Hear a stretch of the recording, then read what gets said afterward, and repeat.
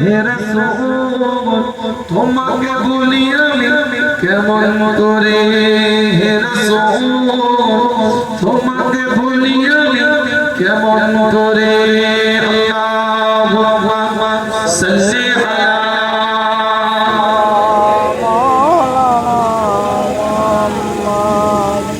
ওয়ালা আলে সাইয়্যিদিনা মাওলানা জিকির করে লা ইলাহা ইল্লাল্লাহ, লা ইলাহা ইল্লাল্লাহ, লা ইলাহা ইল্লাল্লাহ মুহাম্মাদুর রাসূলুল্লাহ।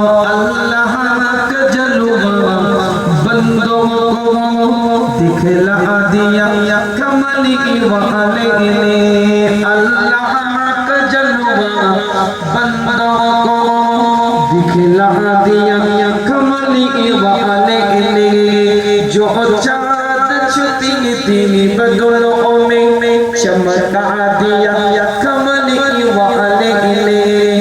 मैं खाना गिरा बुत खाना बना, मैं खाना गिरा बुत खाना बना, बुत खाना पलट कर काबा बना, तुरबत से उठा कर मुर्दों को, तुरबत से उठा कर मुर्दों को परवाह दिया कमली वाले ने। बोलो ला इलाहा इन्नल्लाह ला इलाहा इन्नल्लाह ला इलाहा इल्लल्लाह मुहम्मदुर রাসূলুল্লাহ।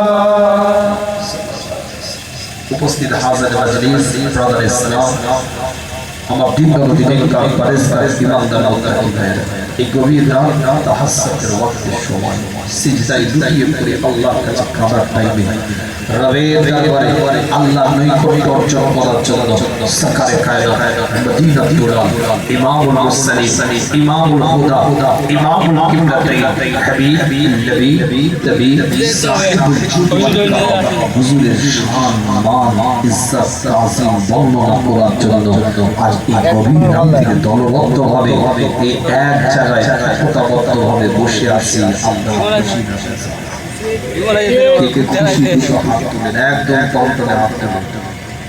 পরিশুলের মানুষ, আদরের মানুষ, ভালোবাসার মানুষ, মহাব্বতের মানুষ, একটা আওয়াজ দেন দেখি নারে তাকবীর। আল্লাহু আকবার।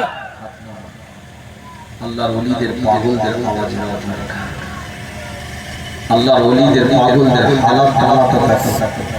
এই গ্রাম এ পাড়া এ মহল্লা এ এলাকার প্রত্যেকটা বাড়ি আমার দাদা পীরের মহব্বতের ভালোবাসার মানুষ, মুজাদ্দিদে জামানের মহব্বতের ভালোবাসার মানুষ, আল্লাহর ওলিদের মহব্বতের ভালোবাসার মানুষ। সব হানাফি শাইখ ওলিদের পাগল, শাইখের পাগল, হানাফি রাসূল নবীর প্রেমী আজ গভীর রাতে বসে আছেন।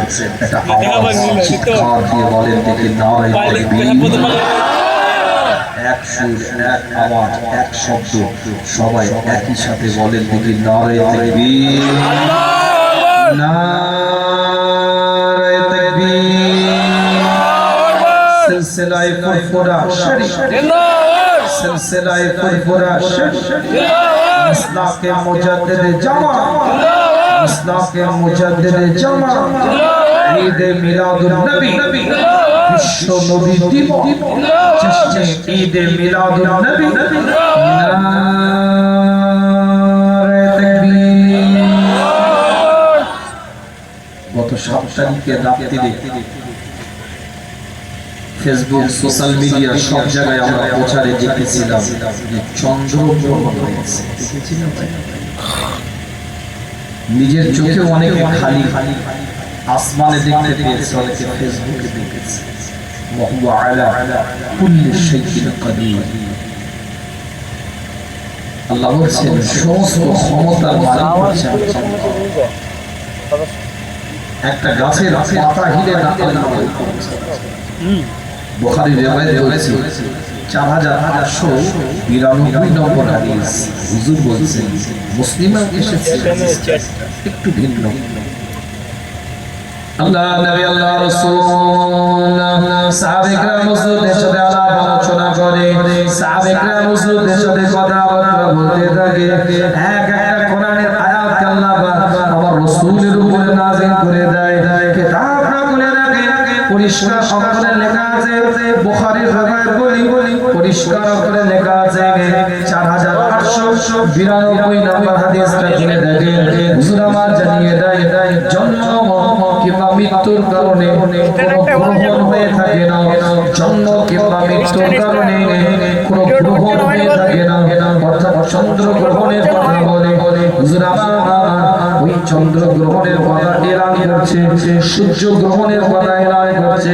আজ থেকে 200 বছর আগে, 250 বছরের আগে সায়েন্স রিসার্চ করেছে, প্রমাণ করেছে, বিভিন্ন কিছু প্রমাণ আমাদের চোখের সামনে আমরা পেয়েছি। কিন্তু আজ থেকে 1000 বছর আগে যে নবী মুস্তাফা আগমনকে কেন্দ্র করে যে সরকার ইমামুল মুরসালিনের দুনিয়াতে আশাকে কেন্দ্র করে হুজুরের রাতে বসে গেছি। আজ পরিশোন গ্রামে আজকে এই জায়গায় এই গভীর রাতে তাহাজ্জুদের মধ্যে যে সরকার কায়নাত 1000 বছর আগে মদিনাত দুলাল ইমামুল মুরসালিন ইমামুল হুদা ইমামুল কিবলাতাইন হাবিব 1000 বছর আগে পৃথিবীতে আগমন করেছে। সে আগমনের আনন্দ করার জন্য, খুশি মানাবার জন্য আজ দলবদ্ধভাবে আর একতাবদ্ধভাবে এই জায়গায় গভীর রাত্রে বসে আছি। কিন্তু একটা আলোচনাটা আজকে করে যায় আপনাদের খেদমতে।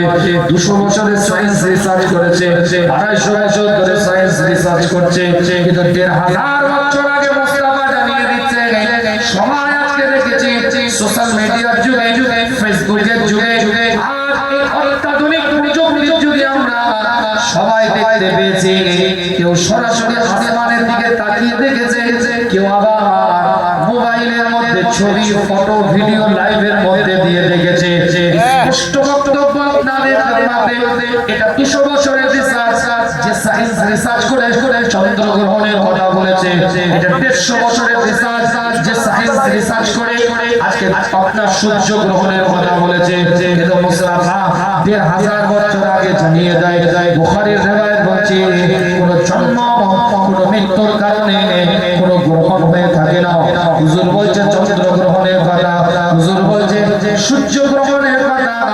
যখন তোমরা দেখতে পাবে আসমানের উপরে সূর্য গ্রহণটা হচ্ছে, চন্দ্র গ্রহণটা হচ্ছে, একটা বিশাল অন্ধকার একটা আচ্ছাদিত করে দিচ্ছে সূর্যটাকে, একটা বিশাল অন্ধকার কেমন একটা ছায়া চন্দ্রটাকে আড়াল করে দিচ্ছে, আচ্ছাদিত করে দিচ্ছে।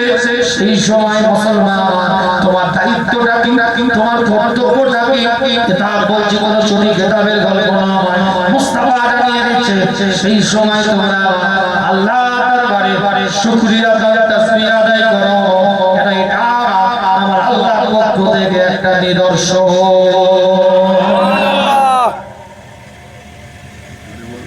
সুবহানাল্লাহ, আরো জোরে বলা যাবে না? সুবহানাল্লাহ। মুসলিম শরীফের হাদিসটা ভুলে দেখেন না, চটি কিতাবের গল্প বলা অভ্যাস নাই, দলিল ভিত্তিক দুটো কথা বলে যে আপনাদের খেদমতে আজ প্রায় 10 থেকে 11 বছর আপনাদের এই জালসায় আসছি।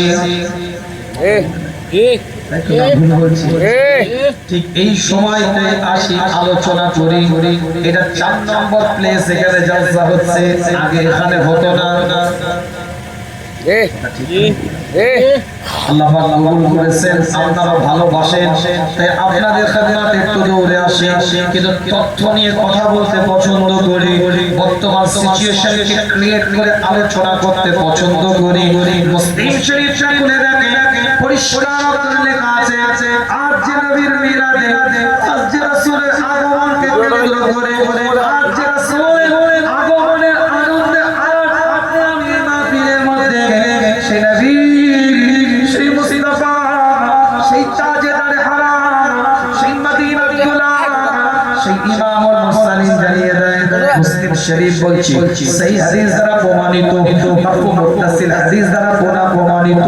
কিতাবটা খুলে দেখেন 1972 নম্বর হাদিস, মুসলিম মুসলিম শরীফে হুজুর আমার জানিয়ে দেয় এটা রবের পক্ষ থেকে নিদর্শন, এটা খোদার পক্ষ থেকে নিদর্শন। আল্লাহ আয়াতুল্লাহ, আল্লাহ পক্ষ থেকে এটা নিদর্শন। যখন তোমরা কোনো দেখবে, তোমরা যখন সিজদায় লুটিয়ে যাবে, নফল নামাজের মধ্যে, সালাতের মধ্যে দাঁড়িয়ে আল্লাহর দরবারে সিজদায় লুটিয়ে গিয়ে রবের শুকরিয়া আদায় করবে, রবের দরবারে আল্লাহর দরবারে আল্লাহর নিদর্শনের শুকরিয়া আদায় করার জন্য সিজদার মধ্যে তোমরা লুটিয়ে যাও। সুবহানাল্লাহ। এরকম দেখবে সূর্য গ্রহণ হচ্ছে, চন্দ্র গ্রহণ হচ্ছে, লুটিয়ে যাবে সিজদার মধ্যে। কিন্তু আজ দুঃখ কষ্ট বেদনা এই জায়গায় সূর্য গ্রহণের সময় তসবিহ তো দূরের কথা, জিকির ফিকির তো দূরের কথা, নামাজ নফল আদায় করা তো দূরের কথা, উনি ফেসবুকে লাইভ দিতে ব্যস্ত। আমার একটা প্রেমিকাকে বলছে, দেখো দেখেছো ছাদে উঠে দেখতে, কথা কিছু বুঝতে পারছে কি হচ্ছে, দেখো এরা অন্ধকার রয়ে গেলে তোমাদের বিয়ে, আমার তোমার বিয়ে হবে। যে সময় যে টাইমে আল্লাহ বলছে সিজদা কর, তাসবিহ কর, জিকির কর, আমার মহত্ব কামনা কর, ভালো করে বুঝুন। আলোচনা দেখেন, কোট টু কোট আলোচনা করছি। 7 তারিখের রাত থেকে আলোচনা, সেপ্টেম্বরের 7 তারিখের রাত থেকে ঘটনাটা ঘটেছে। গোটা পৃথিবীর তোলপাড় চলেছে, আপনাদের কাছে খবর আছে কি জানি না। আজ 150 বছর 200 বছরের সায়েন্স বলছে এটা, আর 1500 বছর আগে মুস্তাফা জানিয়ে দিয়েছে এটা আল্লাহর নিদর্শন, এটা হলে আল্লাহর শুকরিয়া আদায় করো। সুবহানাল্লাহ। আর একটু চিৎকার দিয়ে বলা যাবে না সুবহানাল্লাহ। কিতাবটা বলে দেখে এরকম পৃথিবীর মধ্যে আল্লাহ পাক কিছু মানব জাতকে তৈরি করেছে। রাসূল দুনিয়াতে এসেছে, মুস্তাফা দুনিয়ার মধ্যে এসেছে, হুজুরে আকরাম সাল্লাল্লাহু আলাইহি ওয়াসাল্লাম পৃথিবীর মধ্যে আগমন করেছে। কিছু পাওয়ার আল্লাহ পাক কিছু মানব জাতকে দান করে দিয়েছে, কিছু ক্ষমতা আল্লাহ পাক মানব জাতকে আল্লাহ পাক দান করেছে, যেটা নবীর ওসিলায় মুস্তাফার ওসিলায় লাকাদ খালাকনাল ইনসানা ফি আহসানি তাকওয়িম, আল্লাহ পাক যাদেরকে উত্তম পরিকাঠামো দ্বারা তৈরি করেছে। ইন্নী জাইলুন ফিল আরদি খলিফা ক্বালু আতাজআলু ফিহা মান ইফসিদু ফিহা ওয়া ইউশফিকু দিমাআ নাহনু নুসাব্বিহু বিহামদিকা ওয়া নুqaddisu লাক ইলা আখিরিল আয়াত। আল্লাহ তাআলা মানব জাতটাকে তার প্রতিনিধিত্ব করার জন্য তিনি প্রতিনিধিত্ব দিয়ে দিয়েছে, আল্লাহ খলিফা হিসেবে নিয়োগ করে দিয়েছে, উত্তম পরিকাঠামো দ্বারা আল্লাহ তৈরি করেছে। আবার আল্লাহ পাক জানিয়ে দেয় এই মানব জাতের মধ্যে থেকে কিছু এমন ব্যক্তিত্ব আছে যাদেরকে আমি আল্লাহ আমার পক্ষ থেকে আমারটা দান করি, আমি আল্লাহ আমার পক্ষ থেকে মর্যাদাটা দান করি।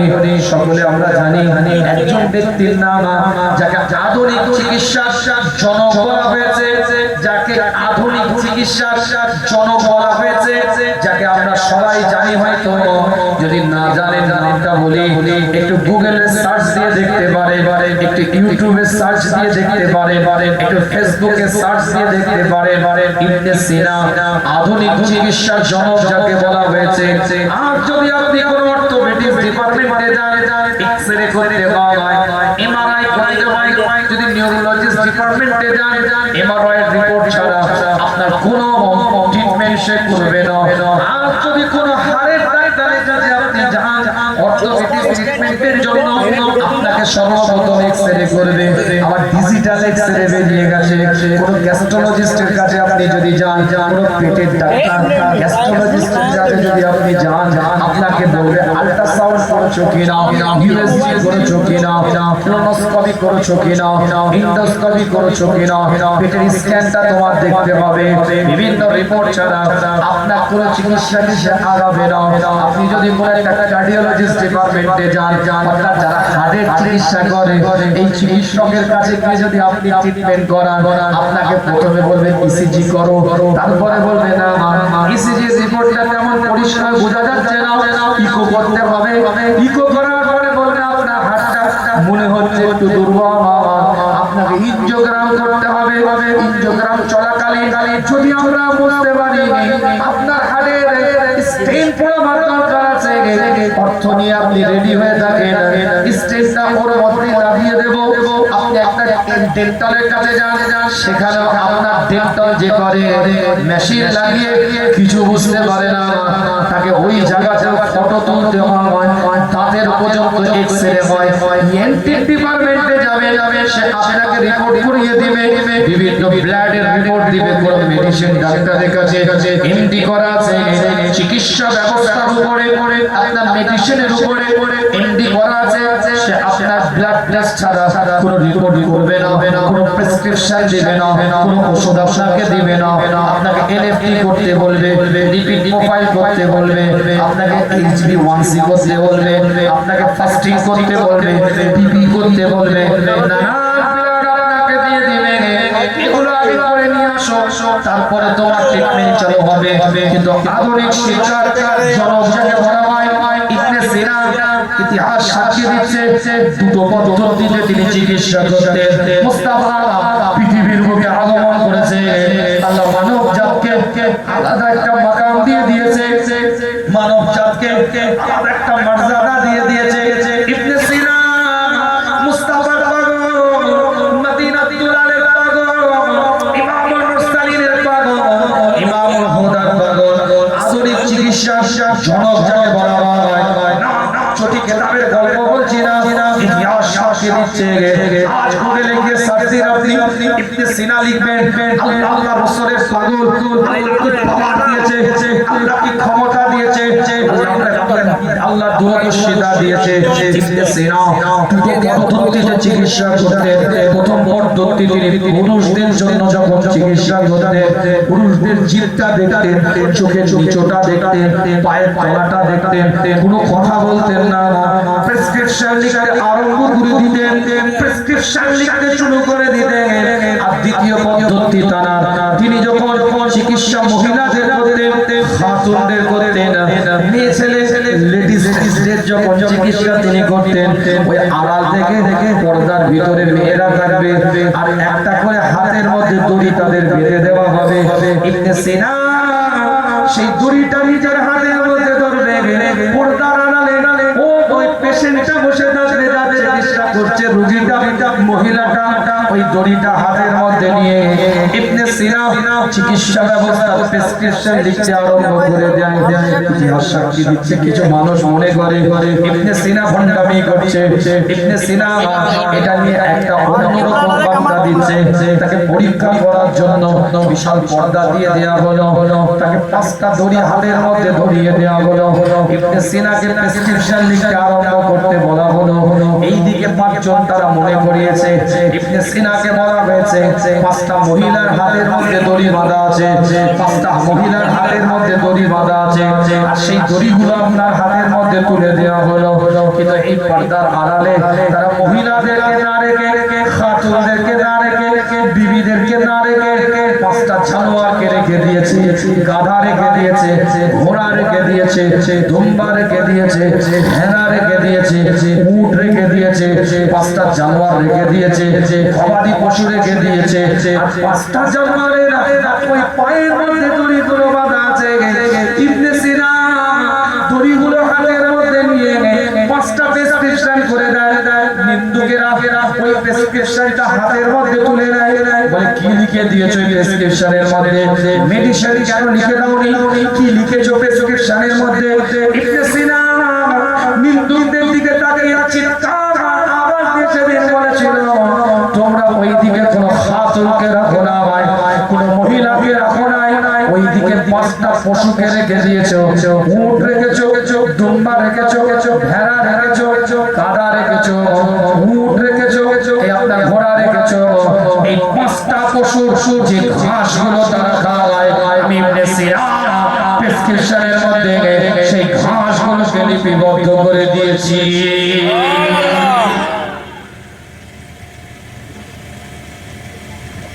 বুঝতে পারছেন না? কে পাওয়ার দিয়েছে? দস্তে শেফা, আল্লাহ তাদের হাতের মধ্যে শেফা দিয়েছিল। মুস্তাফার গোলাম হয়ে গেছে, আল্লাহ পাওয়ার দিয়ে দিয়েছে। বিশ্বাস না হলে এখানে গুগলে সার্চ দেন ইবনে সিনা। এখন আধুনিক চিকিৎসা, আপনার আধুনিক প্রযুক্তি, মোবাইলটা বক্সের কাছে লাগান আর আমি মাইকে বলছি ইবনে সিনা, অটোমেটিক ক্যাচ করে নেবে সফটওয়্যার, অটো ক্যাচ করে নেবে, লিখতে হবে না, বানান করে স্পেলিং করে টেক্সটে লিখতে হবে না। আমি ইবনে সিনা নাম বলছি, মোবাইলটা কি আপনি ওখানে ঘরে ক্যাচ করে। এই পাওয়ারটা তারা পেয়েছিল ঈমানের জায়গা। ঈমান মানে মুস্তাফা, ঈমান মানে তাজদারে হারাম, ঈমান মানে মদিনা দিওয়া, ঈমান মানে ইমামুল মুরসালিন, ঈমান মানে ইমামুল হুদা, ঈমান মানে ইমামুল কিবলাতাইন, ঈমান মানে হাবিব লবিব তবিব সাহিবুল জুদ ওয়াল কারাম। এটা কিতাবটা খুলে রাখে, মাঠে আলোচনা আপনাদের খাদমাতে নয়, গভীর রাত্রিতে কষ্ট করে বসে আছেন, এই জায়গায় বসে আছেন, আমি ছোট্ট করে আলোচনাটাকে আগিয়ে নিয়ে যাই, তারপর একটা পয়েন্টের উপরে আজকে আলোচনা, দলিল দিয়ে কথাগুলো বলে দিয়ে যায়। আল্লাহ নবী মুহাম্মদুর রাসূলুল্লাহ সাল্লাল্লাহু আলাইহি ওয়াসাল্লাম দুনিয়া থেকে বিদায় নিয়েছে, আল্লাহ তাকে সারা দিয়ে দিয়েছে, চলে গিয়েছে বারজাকি হায়াতে, কবর আনওয়ারের মুবারকের মধ্যে হুজুরাবাদ দুনিয়া আছে, রওদায়ে আতহারের মধ্যে হায়াতুন নবী, জিন্দা নবী আরাম ফরমাচ্ছে। কিতাবের রওয়ায়ের পরিষ্কার করে লেখা আছে হুজুর 63 বছরের জীবন, হুজুর এখন বারজাকি হায়াতে, 3 দিন হয়েছে হুজুর দুনিয়া থেকে বিদায় নিয়েছে। একজন আরবি এসে আল্লাহ নবী আল্লাহ রাসূলের বারগাহে দাঁড়িয়ে গিয়েছে, সরকার কায়নাতের বারগাহে দাঁড়িয়ে গিয়েছে, লক্ষ্য করে দেখে হযরত আলী রাদিয়াল্লাহু তাআলা আল্লাহ নবী মুহাম্মদুর রাসূলুল্লাহ সাল্লাল্লাহু আলাইহি ওয়াসাল্লামের ওই দরবারটায় দাঁড়িয়ে মোনাজারি করতে থাকে, চোখ দিয়ে পানি প্রসাদা গড়িয়ে যেতে থাকে, অঝরনানে কাঁদতে থাকে। আরবি চিৎকার আওয়াজ দিয়ে বলতে থাকে মুহাম্মাদুর রাসূলুল্লাহ সাল্লাল্লাহু আলাইহি ওয়াসাল্লাম, আমার নবী কোথায়, আমার রাসূল কোথায়, আমার মুস্তাফা কোথায়? কিতাবের রওয়ায়াতের মধ্যে পাওয়া যায় পরিষ্কার করে আরবির দিকে তাকিয়ে আল্লাহ নবী মুহাম্মদুর রাসূলুল্লাহ সাল্লাল্লাহু আলাইহি ওয়াসাল্লামের রওদায়ে আতহারের পাশে একটা আপনার জায়গায় হযরত আলী রাদিয়াল্লাহু তাআলা আরবির দিকে লক্ষ্য করে বলে আমার নবী আর দুনিয়াতে নয়, রবির দরবারে চলে গিয়েছে, আল্লাহর ডাকে সাড়া দিয়ে দিয়েছে, আল্লাহর ডাকে সাড়া দিয়ে বিদায় নিয়েছে। ওই দেখছো যেটা রওদায়ে আতহার, যে জায়গাটা তুমি লক্ষ্য করছো এখনো মাটিটা কাঁচা আছে, 3 দিন হুজুর কবরে হায়াতে চলে গেছে, বারজাকি হায়াতে চলে গেছে। আল্লাহ নবী এই রওদায়ে আতহারের সংলগ্ন জায়গায় ওই আরবিটা দাঁড়িয়ে অঝরনানে মোনাজারি করতে থাকে, তোষাগুলো গলিয়ে যেতে থাকে, আজের মোনাজারি করতে থাকে। আল্লাহ নবী মুহাম্মদুর রাসূলুল্লাহ সাল্লাল্লাহু আলাইহি ওয়াসাল্লামের রওজা মুবারক থেকে মাটিগুলো তুলতে থাকে, কপালে লাগাতে থাকে, মাটিগুলো তুলতে থাকে, বুকে লাগাতে থাকে। হুজুরের বারগাহে দাঁড়িয়ে হুজুরের দিকে লক্ষ্য করে বলে ইয়া রাসূলুল্লাহ, ইয়া হাবিবাল্লাহ, হুজুর আজকে আপনার জন্য আল্লাহ পাক এলান করে দিয়েছে, যদি কেউ কোনো গুনাহ করে, যদি কেউ কোনো খাতা করে, যদি কেউ কোনো পাপ করে, যদি কেউ কোনো অপরাধ করে, সেজন্য আমার রাসূল আকরাম মুহাম্মদ সাল্লাল্লাহু আলাইহি ওয়াসাল্লামের বারগাহে চলে যায়। তারা যদি আমার নবীর দরবারে যায়, মুস্তাফার বারগাহে দাঁড়িয়ে যায়, আমি নবী মুহাম্মদুর রাসূলুল্লাহকে এমন পাওয়ার দিয়েছি, ক্ষমতা দিয়েছি, আমি আল্লাহ বলি ওই নবীর বারগাহে যাওয়ার কারণে, রাসূলের দরবারে যাওয়ার কারণে, মুহাম্মদুর রাসূলুল্লাহর কাছে যাওয়ার কারণে আমি আল্লাহ তাদেরকে ক্ষমা করে দেব, মাফ করে দেব। সুবহানাল্লাহ, সুবহানাল্লাহ, সুবহানাল্লাহ। আরবি অচঞ্চল মোনাজারি করতে থাকে, চোখ দিয়ে পানি তুষারটা গড়িয়ে যেতে থাকে। হুজুর আপনি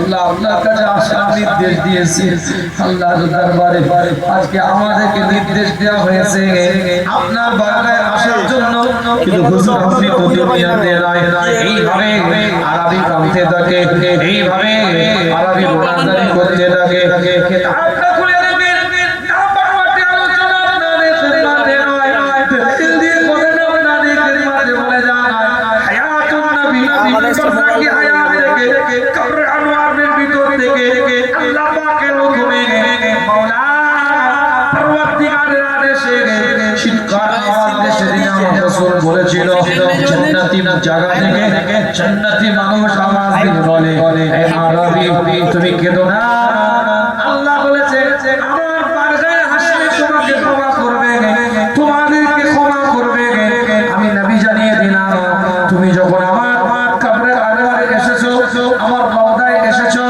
আমার কবরের সামনে যখন দাঁড়িয়েছো আমি নবী আমি মুস্তাফা জানিয়ে দিই আমার আল্লাহ তোমাকে ক্ষমা করে দিয়েছে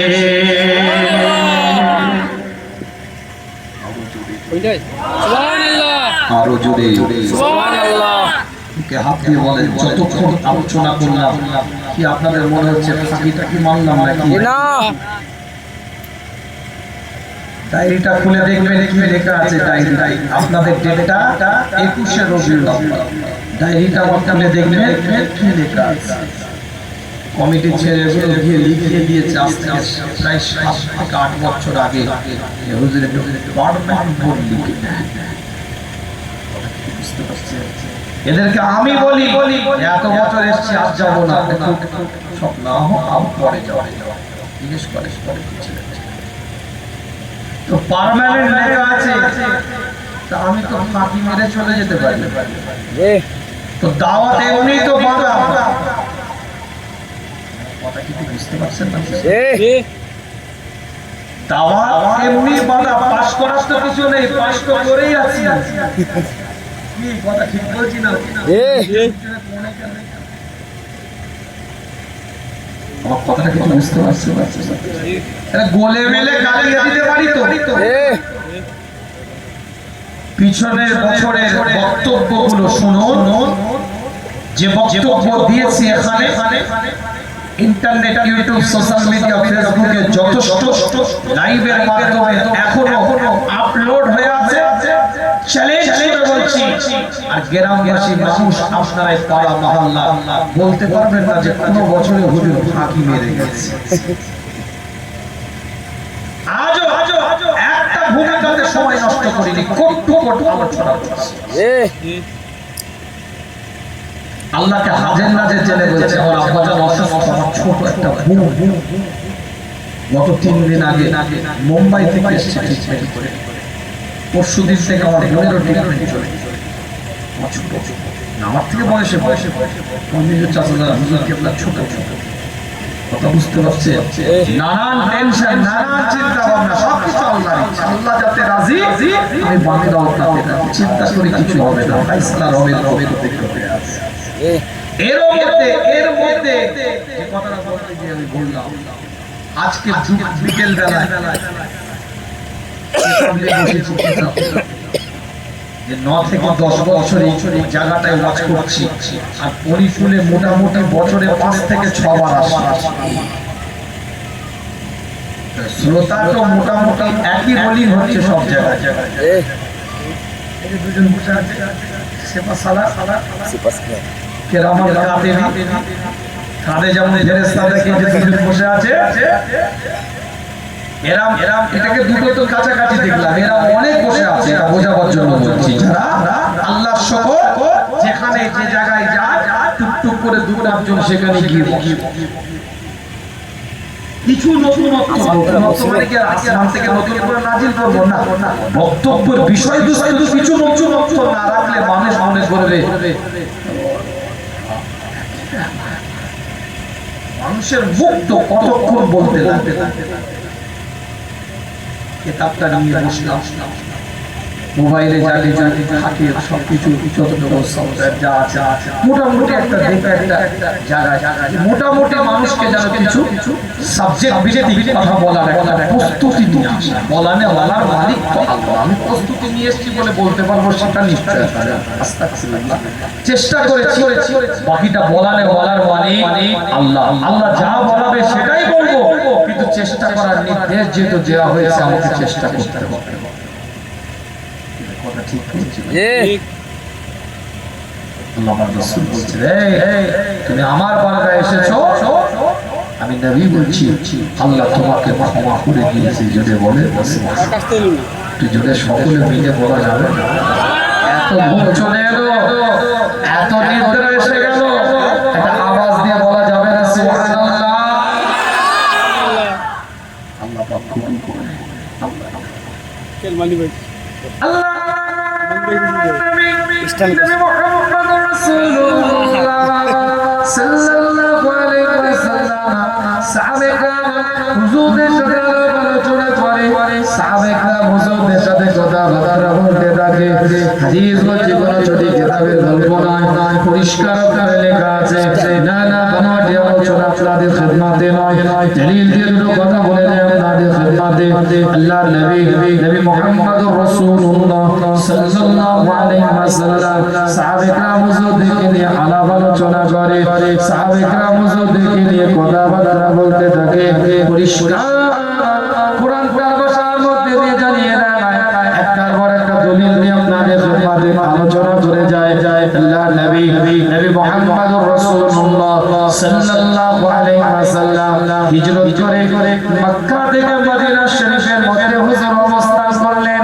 হিজরত করার পরে হুজুরকে যারা সহযোগিতা করেছিলেন মদিনাতুল মুনাওয়ারার মধ্যে, আমরা সবাই জানি তাদেরকে আনসারী সাহাবা বলা হয়। যারা হিজরত করার পরে মদিনাতুল মুনাওয়ারাতে হুজুরের পাশে দাঁড়িয়েছিলেন পাহাড়ের মতো, হুজুরের কাছে দাঁড়িয়েছিলেন পাহাড়ের মতো, তাদেরকে আনসারী সাহাবা বলা হয়।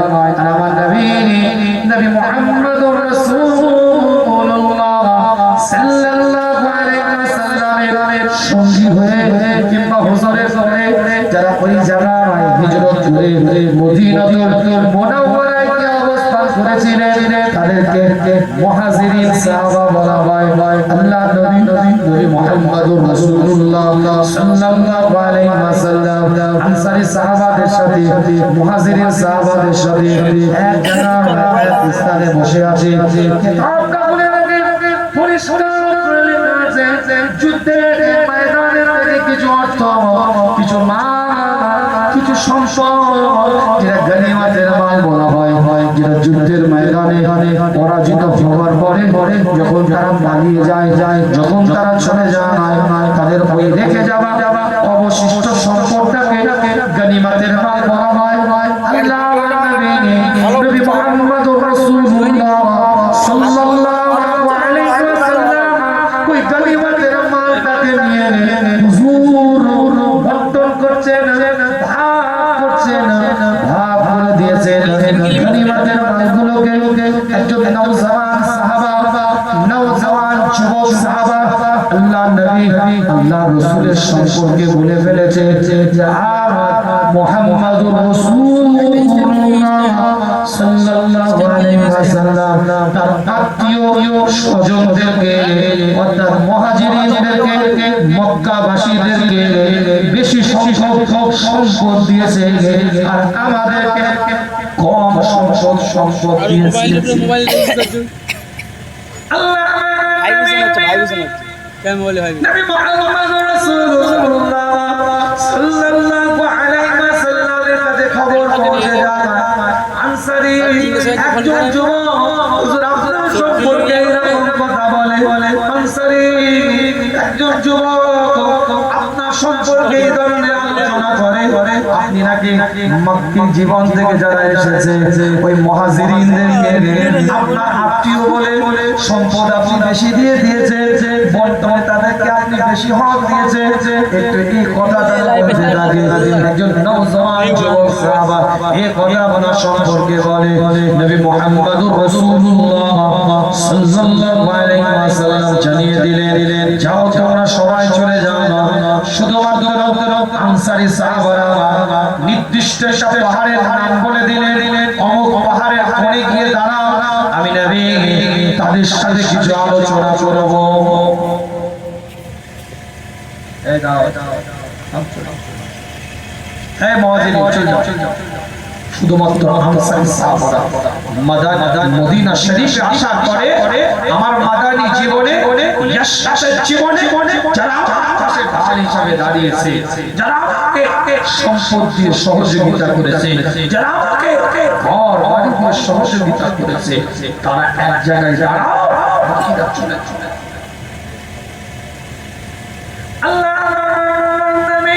নবী মুহাম্মদ রাসূলুল্লাহ সাল্লাল্লাহু আলাইহি ওয়াসাল্লাম আনসারী সাহাবাদের দিকে লক্ষ্য করে হুজুর আমার সেই দিনে তিনটে কথা বলেছিলেন, সত্য করে আজকে একটু বলে দিয়ে যান।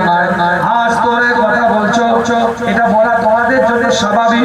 হয়তো তোমাদের মনে হচ্ছে আমি তাদেরকে গানিমাতের মালটা অংশটা বেশি দিয়ে দিয়েছি, এটা তোমরা ভাবছো তাই বলছো তোমরা, কিন্তু তোমরা শোনো হুজুর এইভাবে বলতে যাচ্ছে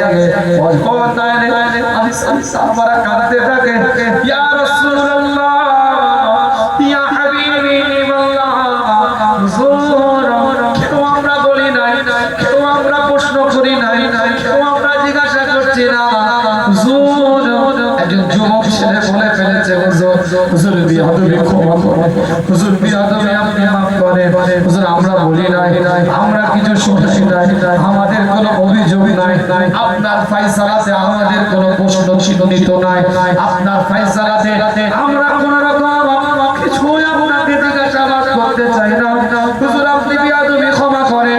আনসারী সাহাবারা এইভাবে কাকুতি মিনতি করতে থাকে। আল্লাহ নবী আল্লাহ রাসূল বলতে যখন কথা উঠেছে শুনতে তোমাদেরকে হবে, একজন বলুক আর পাঁচজন বলুক, প্রশ্ন চিহ্নিত যখন একজন করেছে উত্তর আমাকে দিতে হবে। শোনো আমি রাসূল জানিয়ে যাওয়ার মতো মক্কার মানুষগুলো যখন আমাকে বিতাড়িত করেছে, আমাকে তাড়িয়ে দিয়েছে, আমাকে মাতৃভূমি পরিত্যাগ করতে বাধ্য করেছে, আমি ইয়াশরাফে আশ্রয় নিয়েছি, তোমরা তোমাদের মালগুলোকে খুলে দিয়েছো, সম্পদগুলোকে খুলে দিয়েছো, চিৎকার দিয়ে বলেছো ইয়া রাসূলুল্লাহ ইয়া হাবিবাল্লাহ, হুজুর আমাদের মালটাকে আপনি নিজের মাল মনে করে আপনি খরচ করে আমাদের পরিবারের বাচ্চাগুলোকে আপনি নিজের সন্তান মনে করে নিজের বাচ্চা মনে করে ঈমানের জায়গায় মজবুত করে ওয়াহদানিয়াতের জায়গায় মজবুত করে রিসালাতের জায়গায় মজবুত করে কোরআনের আইনের জায়গায় মজবুত করে। আল্লাহ নবী আল্লাহ রাসূল বলে এইভাবে তোমরা মালও দিয়েছো, সম্পদ দিয়েছো, সন্তানগুলোকে দিয়ে দিয়েছো। আজ আমি তোমাদেরকে বলি একটুখানি শুনে নিতে হবে তোমাদের। হুজুর ওই জায়গায় দাঁড়িয়ে মদিনাতুল মুনাওয়ারার বুকে ওই মদিনা শরীফের মধ্যে আনসারী সাহাবাদের লক্ষ্য করে মুস্তাফা জানিয়ে দেয় দুটো পাহাড়, একটা পাহাড়ের উপরে হাদিস বলছি কোনো ছবি কিতাবের গল্প নয়, দলিল দিয়ে কথা বলছি আপনাদের খিদমতে। আল্লাহ নবী আল্লাহ রাসূল জানিয়ে দেয় দুটো পাহাড়, এই দুটো পাহাড়ের মধ্যে একটা পাহাড়ের উপরে আমার মুহাজিরিন সাহাবারা দাঁড়িয়ে আছে, আর একটা পাহাড়ের উপরে আমার আনসারী সাহাবারা দাঁড়িয়ে আছে। আমি নবী মুস্তাফা আনসারী সাহাবাদের পাহাড়ে চূড়ার মধ্যে গিয়ে তাদের সাথে আমি রাসূল অবস্থান করব।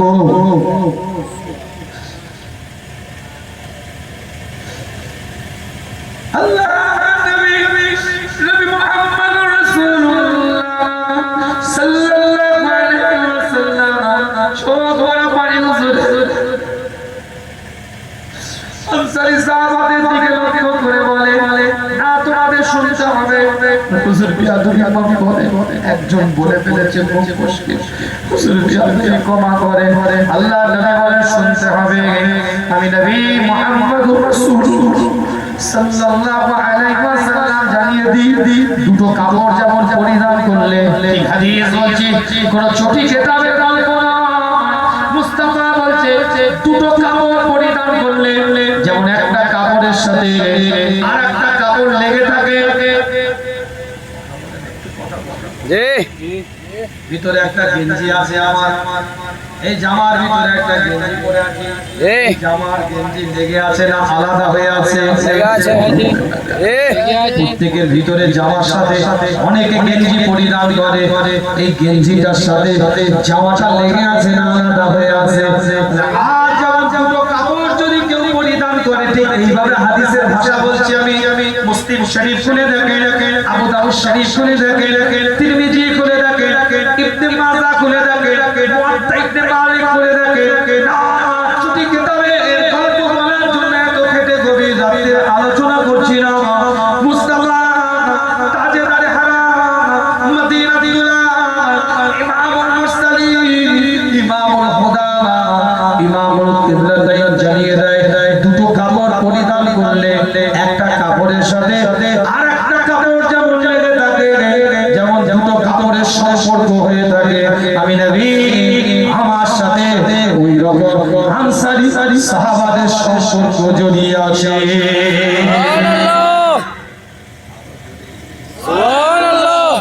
তিনটে কথা বলেছিলেন সেদিনে পাহাড়ের চূড়ায় দাঁড় করিয়ে, পাহাড়ের চূড়ার সাইডে দাঁড় করিয়ে। দ্বিতীয় নাম্বার আর কথাটা বলতে গিয়ে হুজুর টুক টুক করে পাহাড়ের দিকে এইভাবে উঠলেন, আওয়াজ দিয়ে আনসারী সাহাবাদেরকে ডাকলেন। পাহাড়ের একটু উঁচু জায়গায় উঠে আওয়াজ দিয়ে বলছে, দেখো মুহাজিরিনরা নিজ নিজ ঘরের দিকে যাচ্ছে। বন্টন করেছে তো মাল নিয়ে, তারা তাদের ঘরে চলে যাচ্ছে। আনসারী সাহাবাদের মধ্যে একজন বলেছে, আল্লাহ রাসূল ওদেরকে বেশি মাল দিয়েছে। হুজুর তৃতীয় নাম্বার পয়েন্টটা বলছে, অন্যান্য আনসারী সাহাবা বলছে, হুজুর বিয়াদবি ক্ষমা, আমরা বলতে চাইনি, বুক ফসকে বলে ফেলেছে, ও বিয়াদবি করেছে, হুজুর ক্ষমা করে দেন, হুজুর মাফ করে দেন। আল্লাহ নবী মুহাম্মদুর রাসূলুল্লাহ সাল্লাল্লাহু আলাইহি ওয়াসাল্লাম পাহাড়ের চূড়ার উপরে উঠে ওই আনসারী সাহাবাদেরকে ডাকতে থাকে, আনসারী সাহাবাদেরকে আহ্বান করতে থাকে। আল্লাহ নবী মুহাম্মদুর রাসূলুল্লাহ সাল্লাল্লাহু আলাইহি ওয়াসাল্লাম আনসারী সাহাবাদের দিকে তাকিয়ে বলে, ওই দেখো যাদের যাদের মাল দিয়েছি তারা বাড়ির দিকে চলে যাচ্ছে, যে যার মাল নিয়ে চলে যাচ্ছে, তাদের কাছে কি আছে? আনসারী সাহাবারা চিৎকার দিয়ে বলতে থাকে, হুজুর তাদের কাছে গনিমতের মাল আছে, তাদের কাছে আপনি দিয়েছেন সেই গনিমতের সম্পদ আছে, তারা সেটা নিয়ে যাচ্ছে। আল্লাহর নবী আবার জিজ্ঞাসা করছে আনসারী সাহাবাদেরকে, তোমাদের কাছে কি আছে? ডান দিক বাম দিক তাকিয়ে বলে, আমাদের কাছে তো তেমন কিছু নাই, আপনি যেটা বন্টন করে দিয়েছেন সেটাই আছে। আল্লাহর নবী বললেন, না, তারা গনিমতের মাল নিয়ে যাচ্ছে, তারা শুধুমাত্র গনিমতের মাল নিয়ে চলে যাচ্ছে, আর তাদের কাছে কিছু নাই। আর তোমাদের কাছে গনিমতের মাল আছে, খুদ মুস্তাফা নিজে তোমাদের সাথে দাঁড়িয়ে আছে।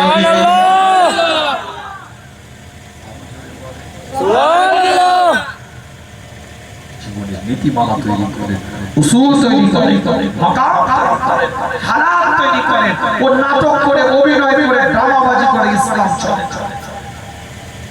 2 ঘন্টা ওয়াজ শুনে নিলাম, 4 ঘন্টা ওয়াজ শুনে নিলাম, 4টে বক্তা পাঠ করে দিলাম, সিরাজ চালান এসেছিল, সূরা আবু যার এসেছিল, কথা বলে না। তবে আমার আগে খুবই ওয়াজ করছিল, আমি গুনাহগার এসেছি, 4টে বক্তা মোটামুটি কম বেশি 7 ঘন্টা বকেছে। ওভারঅল বলছি, এই 7 ঘন্টায় যদি 7টা পয়েন্ট ঘরে না নিয়ে যেতে পারেন, কি নিয়ে গেলেন? খিচুড়ি। কথা কিছু বুঝতে পারছে? কি নিয়ে গেলে? আজও পর্যন্ত আজকের কথা বলছে, এখানে ঈদে মিলাদুন নবী হয়েছে, বিশ্ব নবী দিবস হয়েছে, জাশ্নে ঈদে মিলাদুন নবী হয়েছে, রাস্তার মধ্যে আজকেও নোংরামি চলেছে, এখনো চলছে। ফোন নাম্বার নিয়ে হয়েছে, ও পাড়া থেকে ছেলে এসে মেসির মতন বাইকে ট্রাভেলিং দিয়েছে, চারিদিকে ন্যাড়া করে ফেলেছে, চুল একদম চারিদিকে চেঁচে তুলেছে, জিরো মেশিন। কথা বুঝতে পেরেছেন? টুপি পরে আছে যেন মনে হচ্ছে উড়া থেকে এসেছে।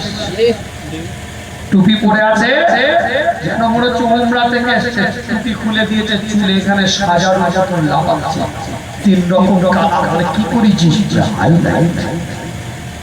মুসলমানের ছানা, বাপ নামাজি, ছেলের হাল এরকম। জীবনে ওই বাড়িতে রহমতের ফেরেশতা আসবে না। গোটা ফুরফুরা শরীফে সব পীর সাহেবকে নিয়েছে, ঘরের মধ্যে তালা বেঁধে 3 মাস রেখে দিয়ে পার্সেল আইটেমের মতন বিরিয়ানি খাইয়ে দোয়া চাইও, ও বাড়িতে রহমত ঢুকতে পারবে না। ও বাড়ি ইহুদিদের জ্বালায় জ্বালায় চালিত হচ্ছে। ওই চুলের কাটিংটা ইহুদিদের কাটিং, নাসারাদের কাটিং, খ্রিস্টানদের কাটিং, তোমার সন্তানের মাথায় আসলো কি করে?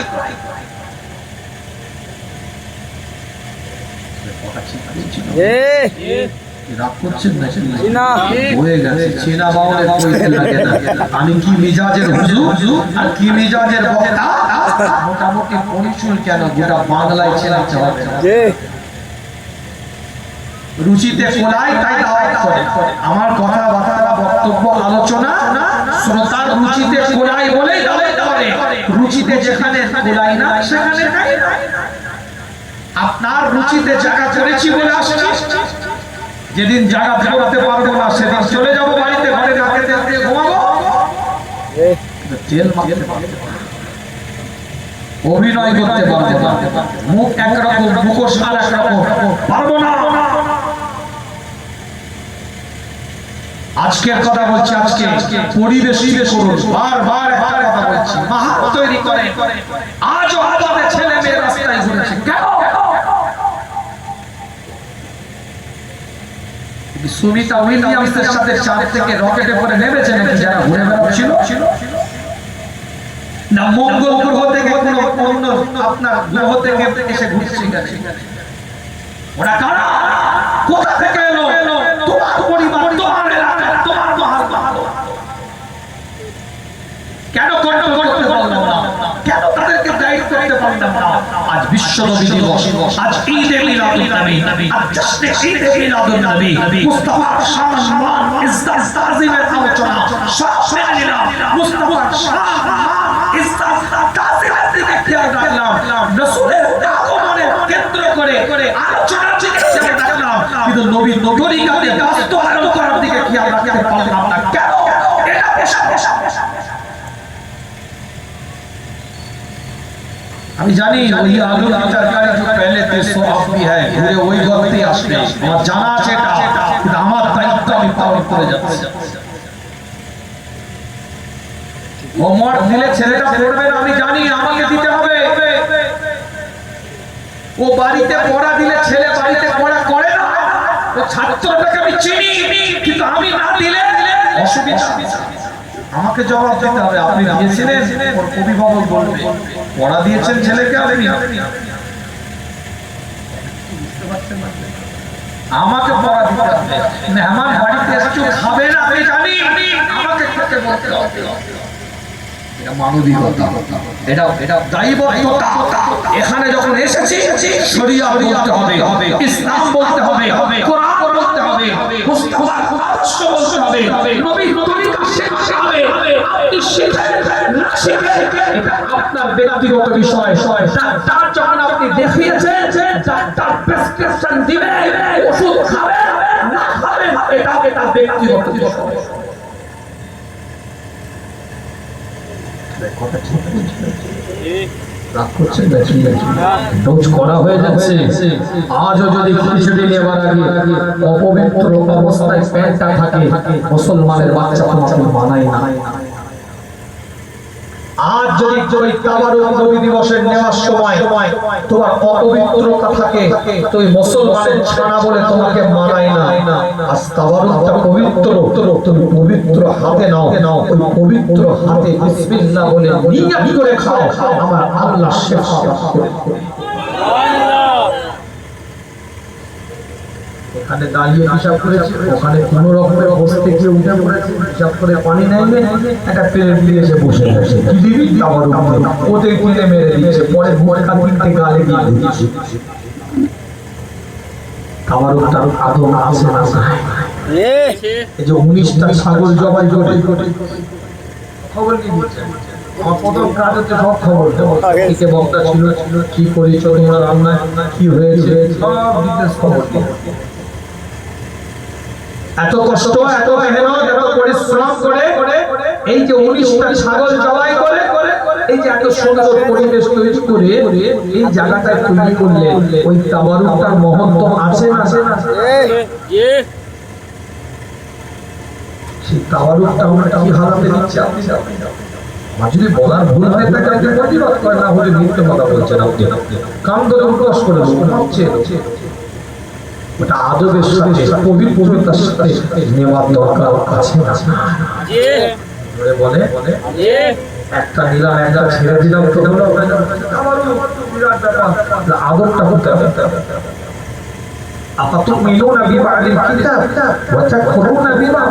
একটা নিলাম, একটা ছেড়ে দিলাম, এটার নাম তো শরীয়ত। পূর্ণাঙ্গতা জীবন ব্যবস্থা তৈরি করতে হবে। আল্লাহ নবী মুহাম্মদ রাসূলুল্লাহ সাল্লাল্লাহু আলাইহি ওয়াসাল্লাম হুজুর 4 রাকাতের নামাজ আদায় করছিলেন। আদাবের জায়গাটা কেমন তৈরি করেছিলেন চিন্তা করে, আদাবের জায়গাটা কি রকম বানাতে হবে একটু চিন্তা করে। মুত্তাফাকুন আলাইহি হাদিস দ্বারা প্রমাণিত, বুখারী riwayat করেছে, মুসলিম riwayat করেছে। কিতাবটা খুলে দেখেন, নবী মুহাম্মদুর রাসূলুল্লাহ সাল্লাল্লাহু আলাইহি ওয়াসাল্লাম হুজুর আমার 4 রাকাত নামাজ আদায় করে। এই 4 রাকাত নামাজ পড়তে পড়তে হুজুর 2 রাকাতে সালামটা ফিরিয়ে দিয়েছেন। আল্লাহ নবী, আল্লাহ রাসূলের সাহাবারা 2 রাকাতে সালাম ফিরিয়ে দিয়েছেন, কিন্তু কেউ সাহস করে বলতে পারে না হুজুর আপনার 2 রাকাত হয়েছে। কেউ সাহস করে বলতে পারে না কি হুজুর আপনি 2 রাকাতে সালাম ফিরিয়ে দিয়েছেন। কিতাবটা খুলে দেখেন, পরিষ্কার উত্তরে লেখা আছে আল্লাহ নবী, আল্লাহ রাসূলের সাহাবারা নিজেরা চিন্তা করে আমরা কি মনে করছি 2 রাকাত, আসলে কি হুজুর 4 রাকাত পড়লেন নাকি? একটু কশমকশ হয়ে গিয়েছে, একটু সংশোধন হচ্ছে মনের মধ্যে। মুস্তাফার বারগায় বসে আছে, তাজেদারে হারামের দরবারে বসে আছে, কেউ কোনো কথা বলে না। মুস্তাফার দরবারে একজন সাদাসিধে সাহাবায়ে কেরাম হুজুর ছিল। আল্লাহ নবী মুহাম্মদুর রাসূলুল্লাহ সাল্লাল্লাহু আলাইহি ওয়াসাল্লামের দিকে তাকিয়ে বলে, ইয়া রাসূলুল্লাহ, ইয়া হাবিবি আল্লাহ, হুজুর আপনি মনে হয় 2 রাকাত নামাজ আদায় করেছেন। সাহাবায়ে কেরাম হুজুরের নামটা যুলবাদাইনা। আল্লাহ নবী, আল্লাহ রাসূল ওই সাহাবা কথাটা শোনার পরে, যুলবাদাইনের কথা শোনার পরে আল্লাহ নবী, নবী মুহাম্মদুর রাসূলুল্লাহ সাল্লাল্লাহু আলাইহি ওয়াসাল্লাম হযরত আবু বকর সিদ্দিক রাদিয়াল্লাহু তাআলা আনহুকে জিজ্ঞাসা করে, আবু বকর যুলবাদাইন কি বলে? হুজুর বলে, হুজুরের দিকে তাকিয়ে আবু বকর বলে, ইয়া রাসূলুল্লাহ, ইয়া হাবিবি আল্লাহ, হুজুর আমি আবু বকর জানি না, ইখতিলাফ আপনাকে করেছি, আপনি কিভাবে নামাজ আদায় করেছেন? আবু বকর সংখ্যা গুনতে নামাজে দাঁড়ায় নাই। ওমর ইবনে খাত্তাবের দিকে তাকিয়ে বলে, যুলবাদাইন বলতে লাগে 2 রাকাত নাকি নামাজ আমি আদায় করেছি, 4 রাকাত নামাজ আমার নাকি আদায় সম্পূর্ণ হয় না। ওমর তুমি কি বলছো? ওমর ইবনে খাত্তাব বলে, হুজুর সংখ্যা গোনার জন্য আপনাকে ইক্তেদা করিনি, আপনাকে ইক্তেদা করেছি।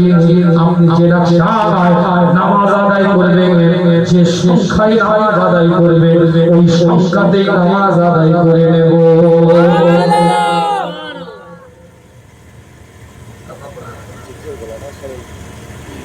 যুলবাদাইন খুব আদবের সাথে আবার বলে, হুজুর আমার মনে হলো তাই তো আমি বললাম, হুজুর আপনি একটু ক্ষমা করবেন, হুজুর আপনি একটু আমার মাফ করবেন।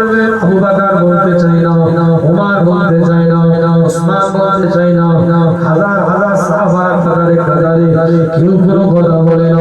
মুস্তাফার বারগায় দাঁড়িয়ে আছে, তাজেদারে হারামের বারগায় দাঁড়িয়ে আছে, মদিনার দুলালের বারগায় দাঁড়িয়ে আছে। হুজুর কিছু সময় ভাবার পরে নিজেই মনে মনে ভাবলেন, না আমার মনে হয় 2 রাকাত নামাজ হয়েছে, 4 রাকাত সম্পূর্ণ আমার করা হয় নাই। আল্লাহ নবী, নবী মুহাম্মদুর রাসূলুল্লাহ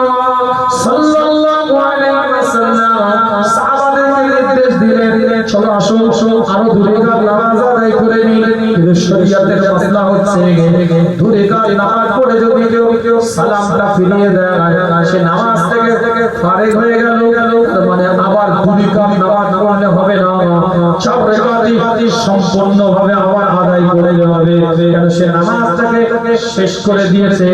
যদি পিছন থেকে কেউ লুকমা দিত, আল্লাহু আকবার বলে আওয়াজ দিত, সালাম ফেরাবার আগে এই রকম যদি পরিস্থিতি তৈরি হতো, নামাজ কমপ্লিট করার আগে যদি কেউ অবজেকশন করত পিছন থেকে সহসিদ্ধার মাধ্যম দিয়ে আবার তরিকাত আদায় করলে 4 রাকাত হয়ে যেত। কিন্তু হুজুর নামাজ পুরো শেষ করে দিয়েছে, আমার কথা বলছে, মাকাম আল্লাহ এমন দিয়েছে আমার রাসূলের, তাজদার আরামের মদিনাতুল ইমামুল মুরসালিন ইমামুল হুদা ইমামুল কিবলাতাইনের হালিমের লবিবের এত মাকাম আল্লাহ দিয়েছে।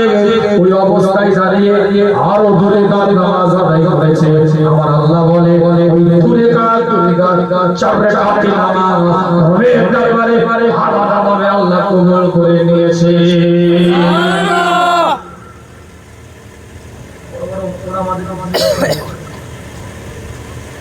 এই গভীর রাত্রিরা বেশি মশলালে ঘাটাঘাটি করছিল, মাথা ঘুরতে যাবে, ডান দিকে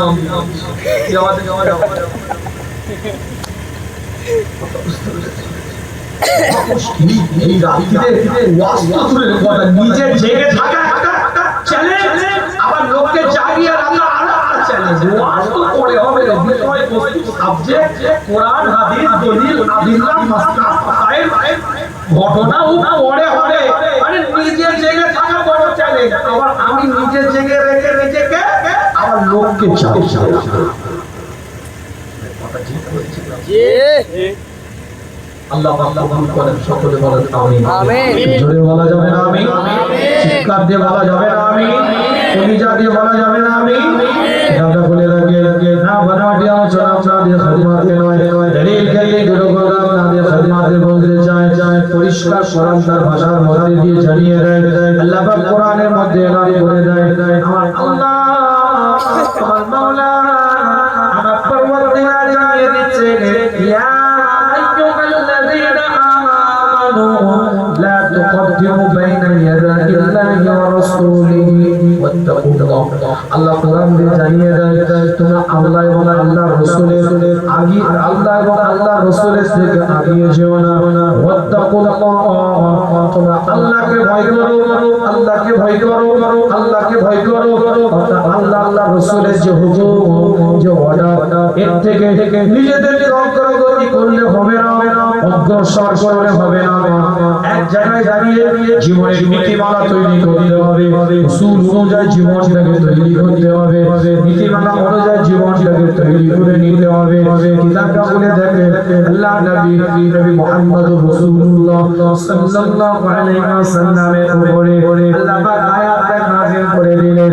কঠিন সিচুয়েশন, কঠিন পরিস্থিতিতে আমার আল্লাহ তমাম বিশ্বটাকে যেদিন তাবাহ করে দিবে, ধ্বংস করে দিবে, সেই কঠিন সময় ইজা জুলজিলাতিল আরদু জিলজালাহা ওয়ারকাতিল কিয়ামিস সাআতি, যেদিন কিয়ামতটা সংঘটিত হবে, আখরাজাতিল আরদু আসকালাহা, এই জমিনটাকে আল্লাহ বললেন জমিন তুই ভূমি করে দে, জমিন তুই কাই করে দে, জমিন ভূমি করে দিবে, জমিন তাই করে দিবে। আমওয়াতিহা ওয়া কুনুজিহা, লাশসমূহ খনিজ পশম হয়ে বার হয়ে আসবে। সেই কঠিন সময়, কঠিন পরিস্থিতিতে আমার আল্লাহ তোমার মাওলা তোমার পরওয়ারদিগার জানিয়া আমার রাসূলকে একটা পাওয়ার দিবে, একটা ক্ষমতা দিবে, শাফাআতের পাওয়ার দিবে। এই শাফাআতের পাওয়ার দেওয়ার আগে আমার রাসূলকে আল্লাহ জানিয়েছিলেন, নবী আপনার অর্ধেক উম্মত উম্মতিকে আমি আল্লাহ বিনা হিসাবে জান্নাতি বানিয়ে দিলাম।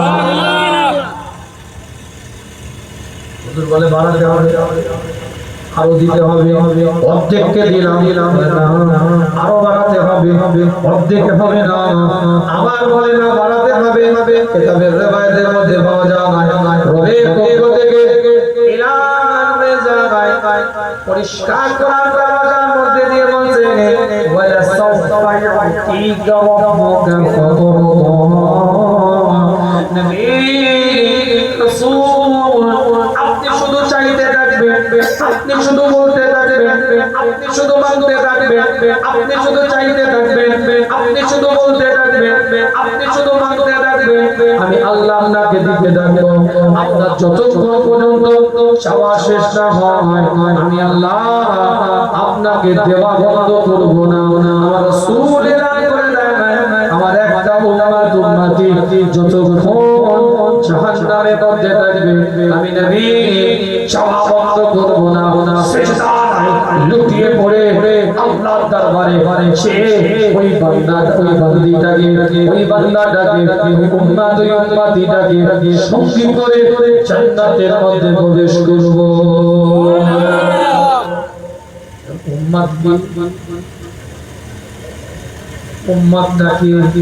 উম্মতের নামে পরিচয় দিতে হবে। আছে দাঁড়িয়ে আছে, যুক্ত আছে, পাঁচমি আছে, আজকান আছে, আল-খাল্লা আছে, নামাজ আছে, রোজা আছে, হজ আছে, যাকাত আছে, তাসবিহ আছে, মুরাকাবা আছে, মুশাহিদা আছে, তাসকিয়া নাফস আছে, আত্মশুদ্ধি আছে, জিকির আছে, ফিকির আছে, সব আছে। আমার ভাইয়ের সম্পত্তি জোর করে নিজের নামে রেকর্ড করা আছে।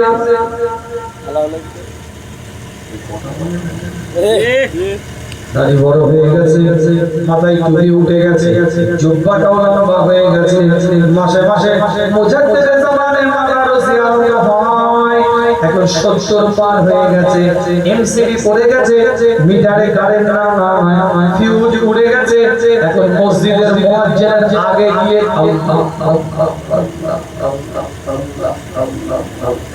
ফেরেশতা চিন্তা করছে তো আমার যাওয়ার কথা দিল, এ কোথা থেকে এলো? আসমান থেকে যেন ফেরেশতা রিপ্রেজেন্টেটিভ প্রতিনিধি পাঠিয়েছে, আসমান থেকে নেমেছে ধোয়া তুলসী পাতা একদম সুন্দর দুধে আলদা হয়ে ঘুরে বেড়াচ্ছে।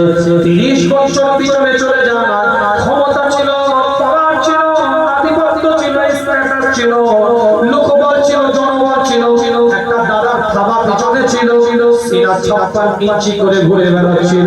ওনাকে সারা মনে করেছে ক্ষমতাকে অপব্যবহার করে জুলুম করে বেরিয়েছে। আজ বলছে আসমান থেকে ফেরেশতা যেন নেমে এসেছে। আদা খানা জানো, শিলে আদা খানায় দেখেছো, এখন তো আধুনিক যুগ, বিল ইন্টারন্যাশনাল হয়ে গেছে, শুধু ভিতরে দিয়ে চালিয়ে দিচ্ছে, বো করে একটা আওয়াজ হচ্ছে। ধোর পোছা দেখেছো? ধোর পোছা ধোর পুজবে, আদা খানা যাবে, বলছি না করবে না, শরিয়ত বিরোধী নয়, শরিয়তের বিরুদ্ধে বলছে পরিবর্তন হতে গেলে পরিবর্তনের মতন পরিবর্তন হতে হবে। ভাই হত্যা কষ্ট করেছো, ভাই মরে গেছে, ভাই পর কাছে চলে যাও, তোর বাপে 2 বিঘে জমি আমি নিজের নামে রেকর্ড করেছি না, পেপে দিয়ে চেপে দিলে হবে না, পানি দিয়ে চেপে রাখলে হবে না, ভ্যালুয়েশন দেখাতে হবে। এই ভ্যালুয়েশনের সম্পত্তি কি করবি? তোকে তার বিনিময় দিতে হবে, না অর্থ নিবি, না জমি নিবি, না মাফ করবি। সে শর্তটা সে বলবে, সে শর্তটা আপনি মেনে নেন, আল্লাহ আপনাকে ক্ষমা করে দিবে। পেপে দিয়ে চেপে রেখে দিয়ে দাড়ি বড় করে মনে হচ্ছে তাহাজ্জুদের নামাজ পড়ে জান্নাতে নিশ্চয়ই চলে যাবে। ক্লিনচিট পরিষ্কার হতে হবে। তোর মা আমার বোন হয়, তুই আমার ভাগনা, তোর মা বেঁচে নেই, তোর মায়ের সম্পত্তি আমি দিই বাপ মরে যাওয়ার পর আমি অপরাধী স্যালেন্ডার হতে হবে। অত সহজ নয়। আমি তোর মামা, তোর বোনের মায়ের হক মেরেছি, নিজের বোনের হক নষ্ট করেছি, পয়সা নিবি? এখন কি করবি বল ভাই? জমি নিবি তার বিনিময়ে, টাকা নিবি না ক্ষমা করবি?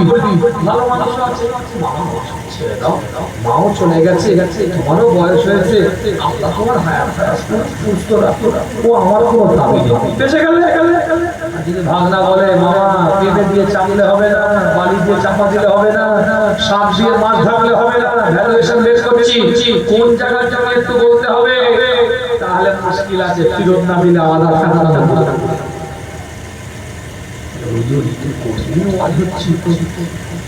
আমাদের ফুল আগে খুলে দিচ্ছে, হাওয়া খারাপ সবারই কিছু আছে, বলতাম না ভুল করি।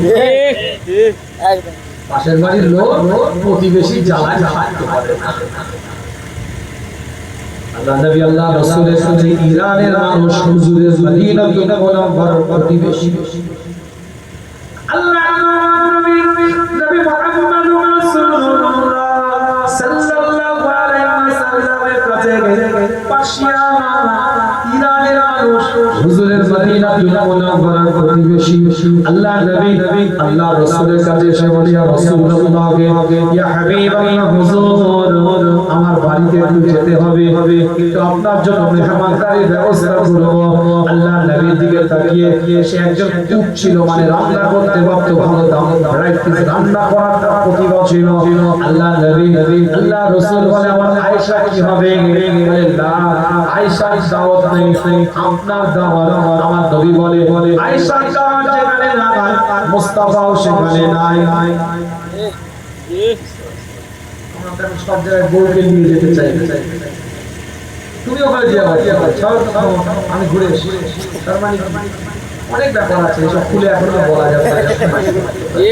ওখানে গেলে তো অনেক রকম রঙিন ব্যাপার আছে। তো বিয়ে বাড়িতে দাওয়াতি বাড়িতে পুরোনো ফ্ল্যাশব্যাকের অনেকজন থাকে, তো সব জায়গায় বউকে নিয়ে গেলে পাম যদি খুলে যাবে হালকা করে আল্লাহ কবুল করে সকলে করে। আল্লাহ নবী আল্লাহ রাসূল বলেন, আয়েশা কি হবে? পার্সিয়ান বলছে, ইরানের মানুষ বলে, আয়েশার দাওয়াত নেই, শুধু আপনার দাওয়াত। আল্লাহ নবী বলেন, আয়েশার যেখানে দাওয়াত নাই, সেখানে মুহাম্মাদের দাওয়াত নিতে পারে না। আল্লাহ নবী মুহাম্মাদুর রাসূলুল্লাহ সাল্লাল্লাহু আলাইহি ওয়াসাল্লাম তিনবার বলেন, আয়েশা দাওয়াত আছে কিনা? আল্লাহ নবীর দিকে তাকিয়ে পার্সিয়া ইরানি নবী মুহাম্মদুর রাসূলুল্লাহ সাল্লাল্লাহু আলাইহি ওয়াসাল্লামের মদিনাতুল মুনাওয়ারার প্রতিবেশী হুজুরের দিকে তাকিয়ে বলে, হুজুর আয়েশার দাওয়াত নাই।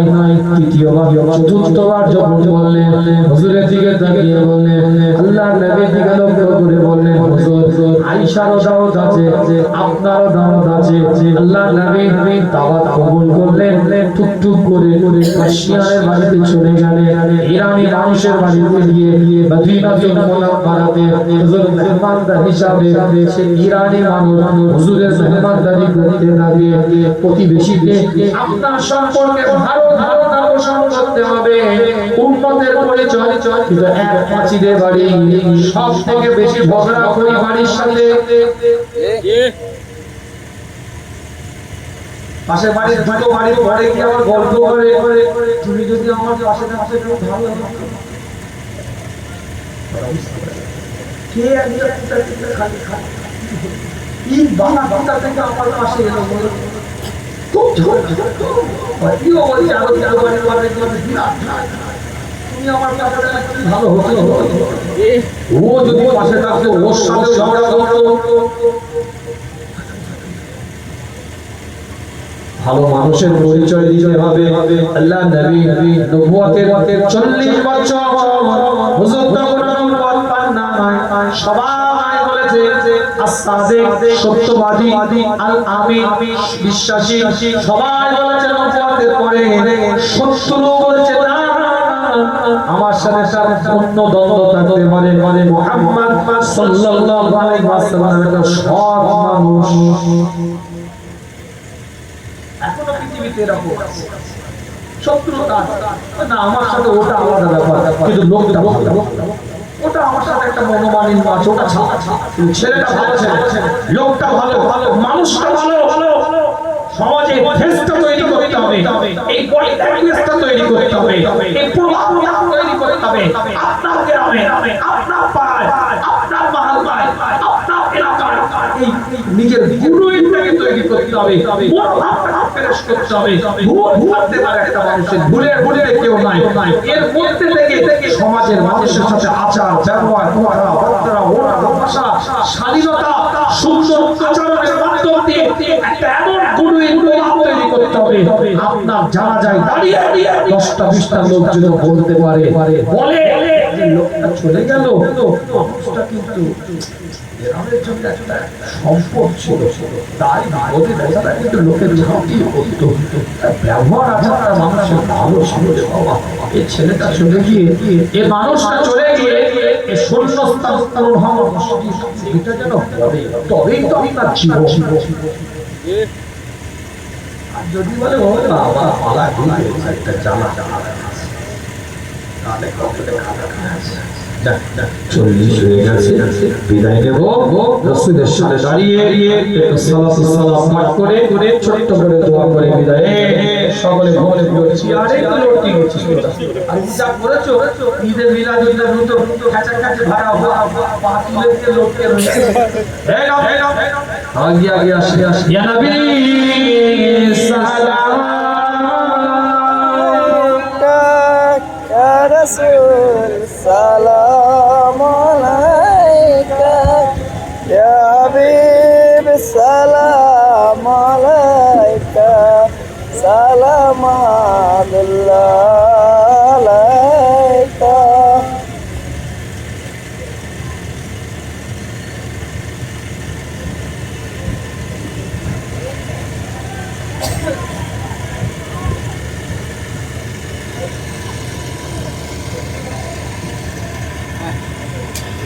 দোয়া হবে, সবরে সানি হবে, ইসারে সব হবে।